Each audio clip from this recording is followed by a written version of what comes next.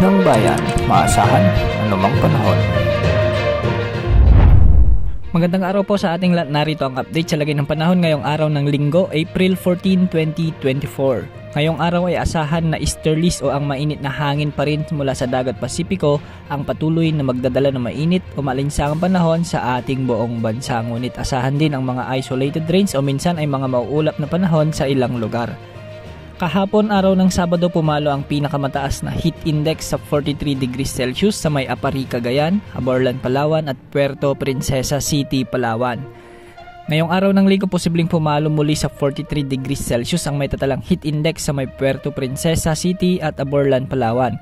Posible namang umabot sa 42 degrees Celsius ang may tatalang heat index sa may Dagupan City, Pangasinan, Apari, Cagayan, Tuguegarao City, Cagayan, Dumangas, Iloilo, Zamboanga City at Cotabato City.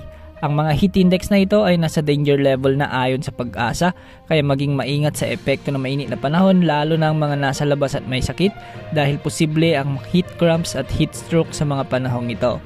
Para sa taya ng panahon ngayon sa Luzon ay asahan ang maliwalas pa ring panahon sa buong rehiyon dahil sa epekto ng easterlies. Subalit may mga ilang bahagi ng Luzon na magiging maulap at minsan ay may mga pagkidlat pagkulog dahil sa mga localized thunderstorms lalong-lalo na sa may Ilocos Region, Quezon Province at Rizal. Magiging bahagyang maulap din ang Central Luzon at Bicol Region at magiging malinis naman ang kalangitan sa natitirang bahagi ng Luzon. Sa Visayas, malinis naman ang kalangitan sa halos buong rehiyon at magiging malinsangan pa rin ang panahon na mararanasan ngunit may mga isolated rains lang sa ilang lugar gaya ng Capiz, Aklan, Negros Provinces, Samar at Leyte Provinces at posible rin ang mahinang pag-ulan sa madaling araw sa may Cebu at Masbate City. Kasama pa rin ang eastern portion ng Visayas. Sa Mindanao naman ay kabuuang magiging maulap ang halos buong rehiyon at posible ang mga mahinang pag-ulan lamang sa may Soc-Sargen at Zamboanga Peninsula. Posible rin ang mahinang pag-ambon sa madaling araw sa may Surigao del Norte at Surigao del Sur. Samantala ang cloud cluster naman na minomonitor natin ng mga nakarang araw pa ay unti-unti nang nalulusaw ayon sa latest satellite images na nakikita natin.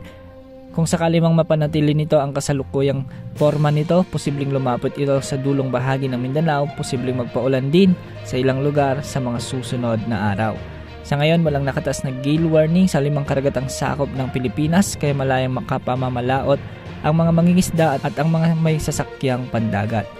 Wala rin tayong inaasahan na bagyo o low pressure area na posibleng pumasok sa ating Philippine Area of Responsibility hanggang sa mga susunod na araw at linggo. Yan ang update sa lagay ng panahon.